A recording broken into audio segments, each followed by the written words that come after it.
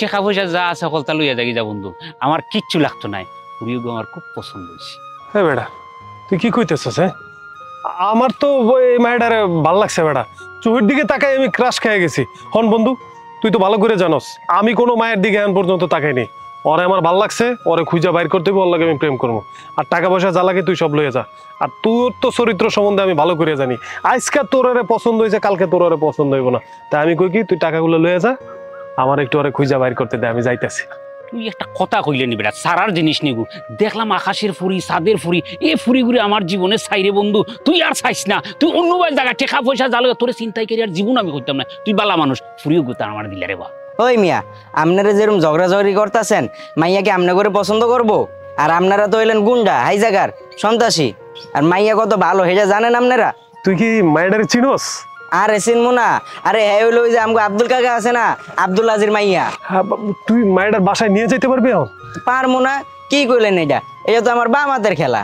আরে মিয়া, আমি আমনেগো লগে থাই, আমি দুনিয়ার সব খবর রাহি। এই বেটা থাম, তুই যাইবে কি তার লাগিবি? আমি যাইমু? এই বেটা তুই আমারও লইয়া যাইবে, এগুলো লইয়া যাইবে কি তার লাগিবি? পাগল। ওরে ভাই, একটা জিনিস বোঝার চেষ্টা কর। আমরা আগে যাই তো দেখি যে মায়েরার বাসা বুসা কই, তারপরে কে যাইবো না যাইবো ওটা পরে বোঝা যাইবো। এই তুই টাকাগুলো ল, সবুজ ল তো। এই বুলেট, টাকাগুলো লইয়া চালু করি আয় বেটা। আইতাছি ভাই।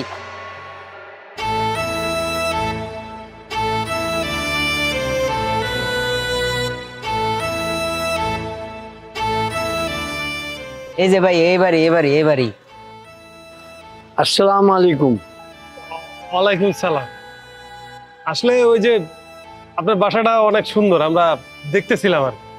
হ্যাঁ, আমার এই বাড়িটা বিদেশ ছিলাম দীর্ঘদিন, অনেক ক্লান্ত পরিশ্রম কইরা আমি এই বাড়িটা বানাইছি, তাই অনেক সুন্দর দেখা যায় এই আর কি। আমার এই বাড়িটা অনেক মানুষের দূর দূরান্ত থেকে আসে, প্রশংসা করে, তখন আমার খুব ভালো লাগে যে আমার পরিশ্রম কাজে লাগছে, নিজেকে অনেক ভাগ্যবান বলে মনে হয়।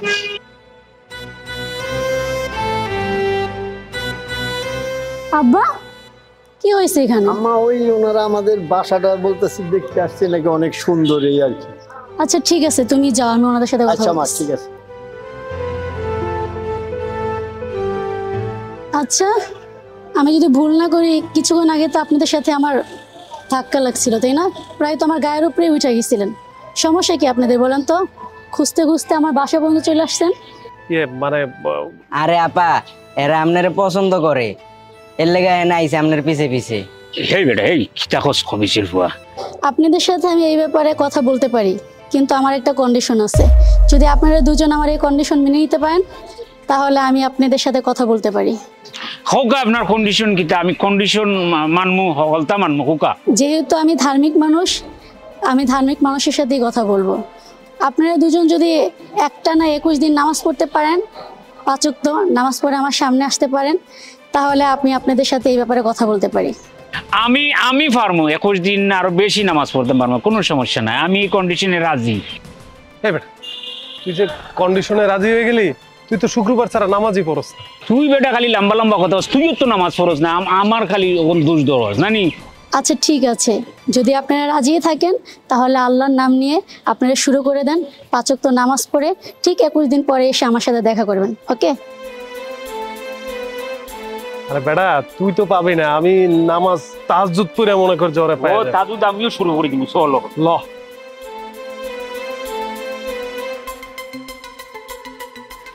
এই দাঁড়া, শোন, তোর সাথে না ওই যে ওই দুজন লোক ছিল, তারা কোথায়? তাদেরকে তো অনেকদিন ধরে দেখতে পারতেছি না।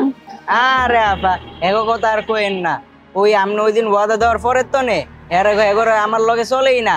এতারে গেছে মসজিদে নামাজ পড়তে, সারাদিন খালি নামাজ পড়ে। ও আচ্ছা, এটার জন্য অনেকদিন ধরে ওদেরকে দেখতেছি না।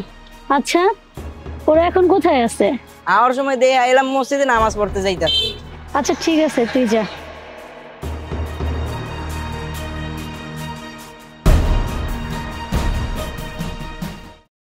সুবহানাল্লাহ। বন্ধু, দেখ, 5 ওয়াক্ত নামাজ পড়ার কারণে আমাদের মনের মধ্যে কিন্তু একটা শান্তি ফিরে আসছে। সুবহানাল্লাহ, মসজিদে যে এত শান্তি আগে জানতাম না। তুই ঠিকই বলছিস বন্ধু। আসসালামু আলাইকুম।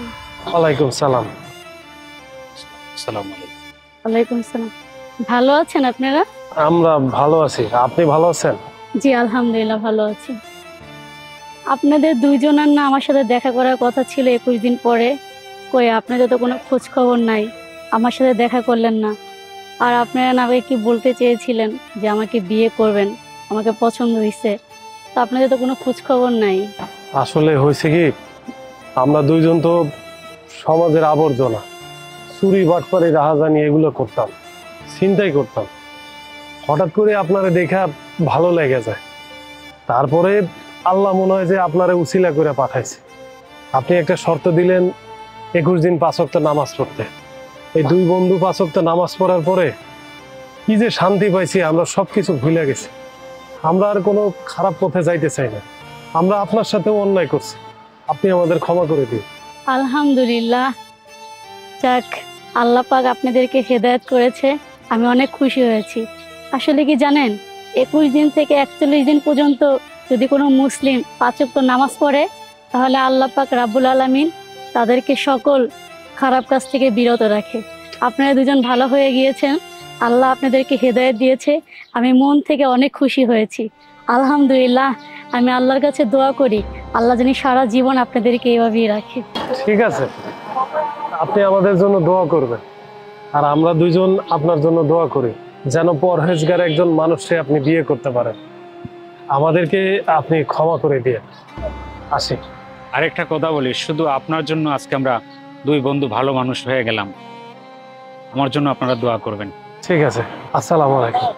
ওয়ালাইকুম আসসালাম। আসসালামু আলাইকুম। আল্লাহ এই মানুষ দুটাকে হেদায়েত দিয়েছে। পৃথিবীর সব মানুষ যদি তাদের মতো হেদায়েত পেত, তাহলে এই পৃথিবীতে এত ধর্ষণ, চুরি, চিটারি এগুলো কোনো কিছুই হতো না। হে আল্লাহ, তুমি এই পৃথিবীর সকল মানুষকে হেদায়েত দিও।